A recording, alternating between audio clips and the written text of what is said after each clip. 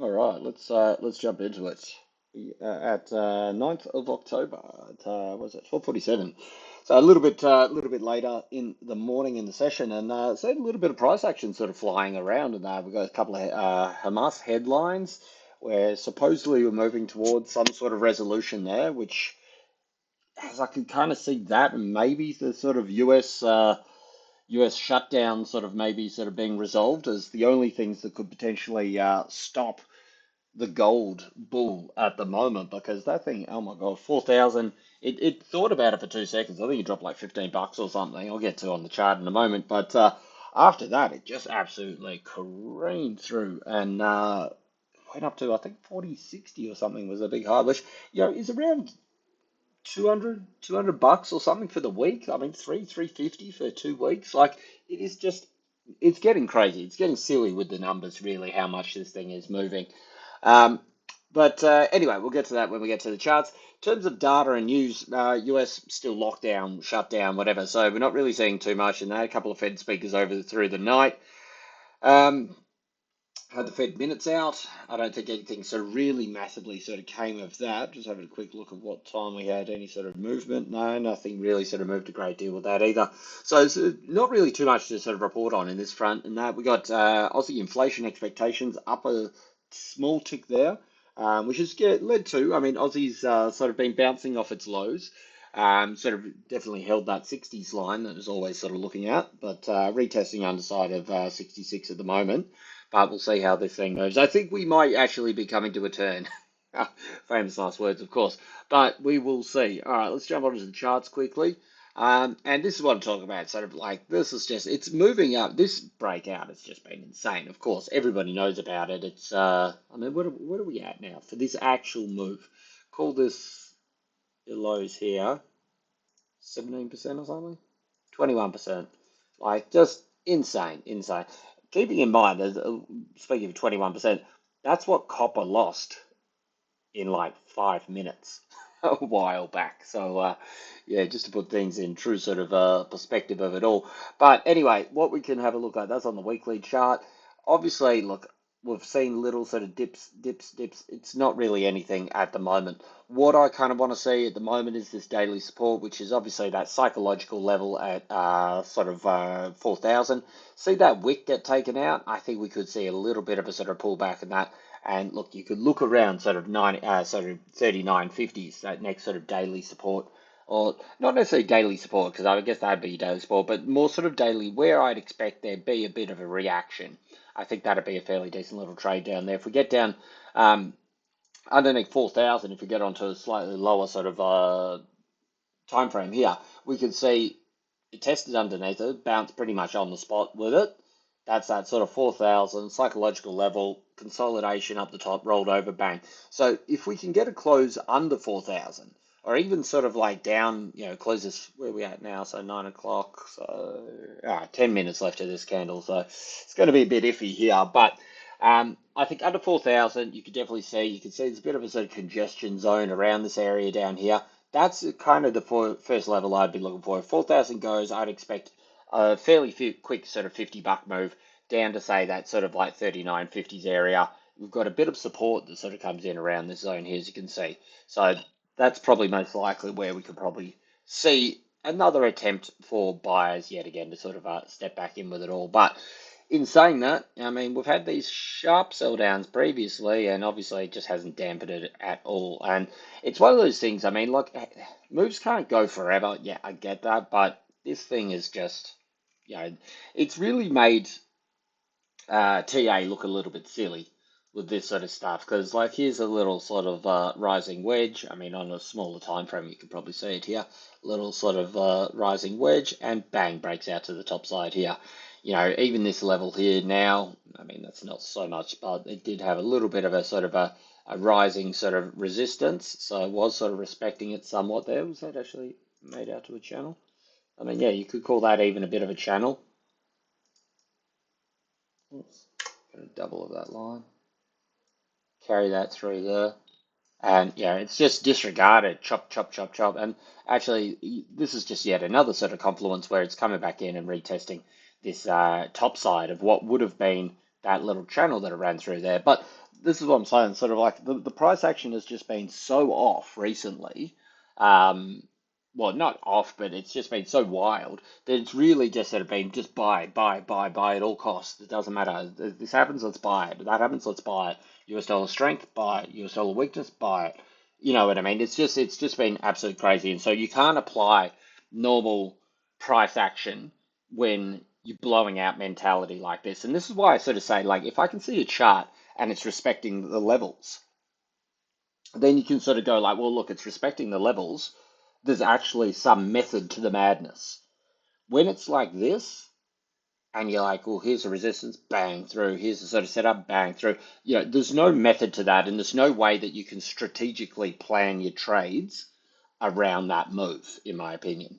So we are seeing a pullback here. We've done a little bit of a test of the underside here. This is on just a smaller sort of 1 hour. I think 4,000 will be the area we see there.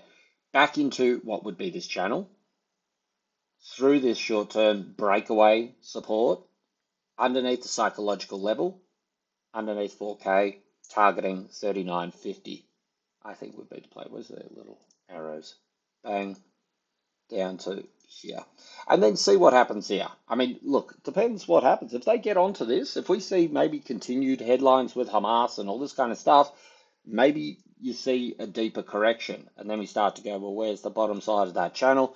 Maybe it's a little bit no man's land over here. So I don't know how much I'd sort of like, that's one thing I'd have to say. If you've disregarded it up here, does it negate the whole thing?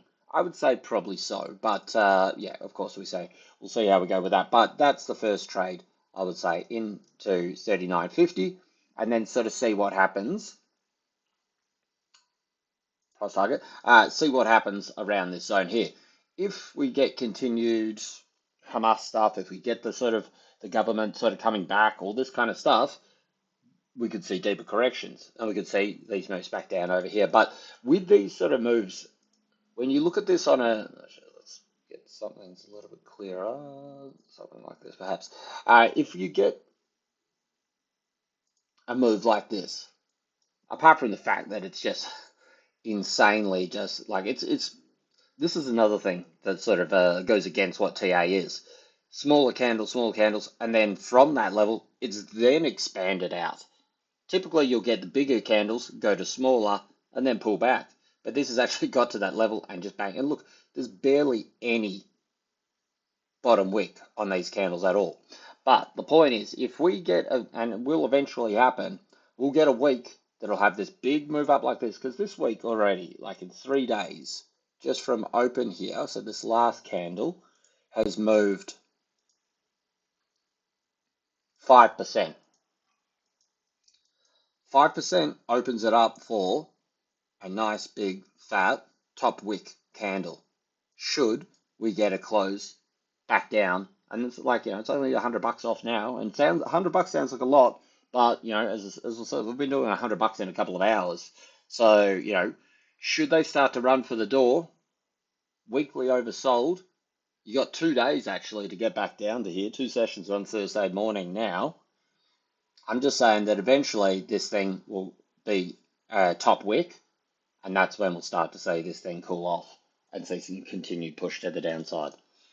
Look, it's a lot of sort of, hey, when this happens, that happens. But the thing is, moves don't go on forever. And it's absolutely insane, and it's hit the mainstream. This is everything lining up for a bit of a sort of medium-term top at least. And then we could start to use some fibs and look where we could potentially sort of see, that's probably a pullback here, where maybe this might actually come back down to. I mean, look, even if it comes back down to 36.60s, 50% of retracement of just this move, it's still very bullish. But yeah, it will come eventually. But these big expanded candles, like I was saying, small candles like this have the ability, okay, to roll over and then push on longer. Big expanded candles like this have a big chance to put a big fat top wick on the move, which will be very much signifying a top end to this move here. All right, on to something else that is actually starting to show some signs of life. We've got DXY. So DXY, and this is what I'm talking about, it is respecting the chart. Let's put it on the 4 hour. You can see this thing a little bit better. This is what I'm talking about, sort of like where you've got, okay, here's your 4 hour resistance. It hit it to the point, and sells back down. Okay, that's fine. It's great. That's something we know that there's actually sort of somebody going, okay, previously, here's the structure. That's where they sold it down from. They sell it down here again. So the way that you apply this is, okay, we've broken out on the daily. Here's your little daily candles, your resistance here. We've broken through. That's fine. You can consider any sort of little pullback now as a buy the dollar strength dip. So a little pull down here, that's fine. The goal here is to then obviously see this move continue, and we're probably looking up to around 100. 100, I think, is going to be a big one. I think it's going to be, something that is going to take a little bit of effort to get through. But this choppy little top wicks over here, that's fine. It offered a spot for it to sell back down to, but we put an alert just above it, and we say on with the show. So continuation. And we can expect that most likely to move up here. We do have a couple of smaller zones. As you can see, 99.50 as a possible area, which was that little support back previously through that last push up to the highs there. A couple of, was a month or something back now. So again, the fact that it's respecting these 4-hour lines, as you can see, this little support here, which was resistance, sorry, these two here, these two little wicks through here, it's now holding as support.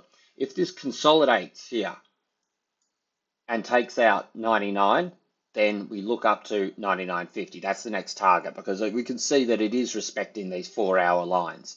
And it's proven itself. A lot of people are calling 94s, all this sort of stuff, and obviously with gold going through the roof and that, it's what you would have expected as well. But for the time being, the fact that it's broken out on the daily puts it into a realistic buy the dip kind of situation, dollar strength dip. So sell Aussie, potentially sell gold. As I said, it's a very risky game selling gold, but underneath 4,000, if we see that correlation come back, and that's the thing. I mean, if you think about it, gold is priced in US dollars. So on a very basic level, a stronger US dollar should be weaker for gold. You know what I mean? Like if US dollar was, just call it one, okay, and now that buys you one lot of gold, and then US dollar goes down to half. Now you need to use those two halves to buy one bit of gold. That's what we have been seeing, weaker. So that US dollar has become weaker, so it takes more of it to buy the gold. Now, if the US dollar becomes stronger, and this is a very basic thing, it's not sort of like, okay, yeah, but in theory, this is the way that it would work. A stronger US dollar, you wouldn't need so much of it to buy gold, hence gold prices would come back down. Now, like, there's a lot that goes into sort of pricing gold, and then it's not just as simple as that, but that is a very basic sort of analogy of it. And it does hold true. I mean, that's the thing. So the thing is that US dollar has not been worth anything pretty much all year. We've seen this absolute meltdown of strength in it. Now it's becoming, oh, hold on, wait, maybe it's not too bad. First target we're looking at it is 100. What happens if you get above 100? Oh, we're looking at 150, 102. 102 is going to be a big one, should we get up to that. But we've got a falling resistance, broke, retested, failed. High, everything was set for it here, and we saw it down. You got a big double bottom here. You get above sort of 100. Well, that's a big double bottom through there, and that takes us, where does that take us back up to? Let's see, measured move. Well, that takes you to 104. Should this be a double bottom and we get above 100? So, like, there's definitely some upside potential coming with US dollar. We're seeing a bit of a shift of the thing. This is obviously a lot of forward thinking, but if we sort of zoom this thing right down and we go, okay, well, what's happening today, this week, yada, yada, it's consolidating the highs. It's broken through this daily resistance. It should be expected or should be taken as a sort of buy the dip situation. If confirmed, if we get above overnight's highs, so above sort of 99.10 or whatever that is there, and then we look for 99.50, and then we look for 100. They're the next sort of immediate levels that we'd be looking for. But these could be the starts of something quite big and shifting for US dollar strength into the end of the year. All right, have a little look at Aussie. Aussie sort of, we saw that breakdown yesterday. We got RBNZ actually gave a shock cut of 50 basis points. Apparently, it was priced for 42% of the market expecting it. So that was pretty hectic. But we saw a little bit of proxy flow on with that. We saw US dollar obviously sort of just being bought around the same time as well. That and obviously sort of New Zealand getting smacked there led to Aussie going bang. It stopped in no man's land, seemingly no man's land. So this is the other chart that I obviously use. These are the 20s, the 90s, and the 60s. As you can see, these, this is what happens time and time again. We're seeing these sort of levels where sort of like, you put your buy or you put your sell into these zones and you got a pretty good little hit rate every single time. It's where it sort of bounces around. So yeah, we'll see how it goes. This is at the moment is looking a little bit sort of like inverted head and shoulders possible. Broke that sort of bottom line here. This could be back test. You take out this line down here, 65.50s. Then you're looking down at this sort of 65.20s. Underneath 65.20, bang, that's coming down there. And this goes in line with potential US dollar strength. And this is what I'm saying. It's sort of like, while we see US dollar sort of weaken a little bit early in Asia, well, what do you see? You see Aussie sort of bounce back up. If it's a buy the dip in US dollar strength, so we would see this get sold into down here. Take out this low down here, and we're going to see continuation down to the bottom side there. But your first target from this point at the moment is obviously to hold this zone here around the 90s. You target the 60 because we know that they're the levels that it likes to sort of bounce around in. If you take out that level, look down to 20. That's the kind of trade that I'm sort of looking at the moment. Silver, another one that sort of just keeps defying gravity. I thought we were rolling over here. It looked good for a second, and of course, bang, up even higher. So look, it's actually sort of holding up a little bit better. Maybe this sort of Hamas stuff's a little bit more sort of risk on sort of thing for it all. Like metals, particularly silver, is a little bit funny because it's an industrial metal, but it's also a precious metal, so it can play both hands. Um, Pretty much what we're seeing. It is respecting the zones here. I had a little zone set up here, this little resistance here previously. Obviously got within a cent or two and then shot back to life. That's fine. Pretty much what I'm looking at, let's just move you down here, bang, is a take out of those lows. You take out those lows, you target 45.80, underneath 45.80, you target 43.80. So I think there is some sort of downside coming with these things at the moment. This last little move up here, 4 hours of negative divergence. Let's mark that one out. This could be something that could give us a little bit of a negative divergence through here.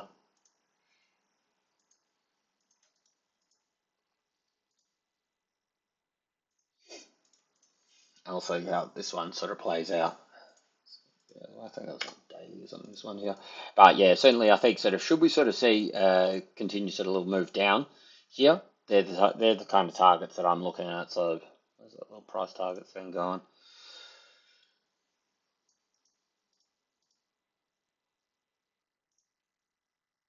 Price target 1, 2, 3. I know it seems crazy, like to sort of think, oh, well, because this thing's obviously so bullish, but these moves have got to finish somewhere. We got very, very close to, look at that, all-time high at 49.80. They jumped in 30 cents early. You got to think there's going to be a whole bunch of people who are going, oh, if it gets to this top, everybody thinks it's going to blow out over here. And I've seen calls for 70s, 80s, 90s, $100 this year. $100 this year. You got 2 months left, man. So, well, 2.5 months left. So, it could, but $100, what, you got to double in 2 months?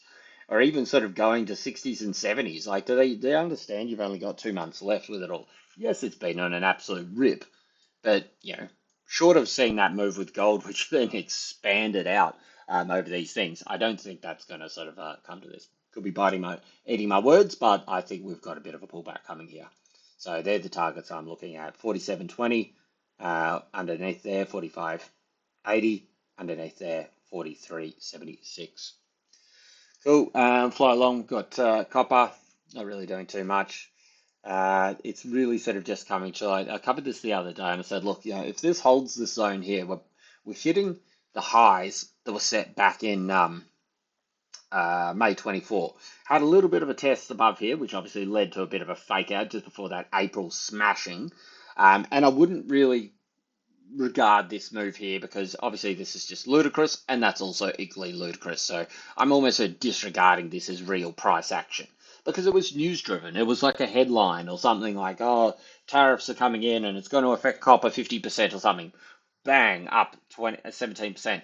You know, we've just been talking about how strong gold has been and like, wow, that's a 20% move and all this kind of stuff.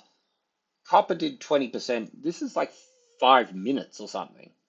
Where's the actual chart here? Ugh. Maybe it was longer. Maybe it was like 10 minutes or something. Jeez, I have to go way back here. Okay, let's go on 15, make it a little bit more realistic. There. Yeah, we're talking about gold being insane 20 minutes. I say 20 minutes, 20%. That's that one candle with copper from here to here. 20%. 15-minute candle. Like, you know what I mean? It's just ludicrous with it all. So anyway, look, with copper, it could potentially just be sort of forming. Oh, actually, I should say just on that. That's why I disregard this area here because this move 17%. 17% was copper, 50% tariff or something like this, and then obviously something else coming out. I can't remember the headline off the top of my head there. So I'm disregarding this price action. This is a clear rejection from breaking above, a failed breakout. So this is the area that I'm keen on as to whether we go higher or whether it rejects back down here. If it rejects back down here, then pretty much looking for almost a large range, and you probably look back into these medium levels of the range here, which are these sort of targets over here. So on a failed, just to actually put a number to it, on a rejection, that's where I'd be looking for a pullback to.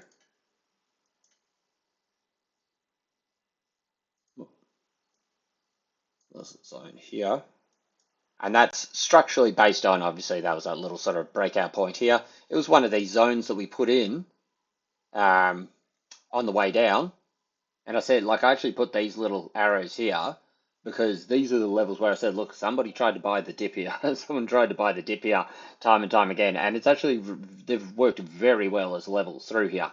Now, if we get to the top over here, which is obviously still that sort of high from May 24, and it rejects, we pull back down.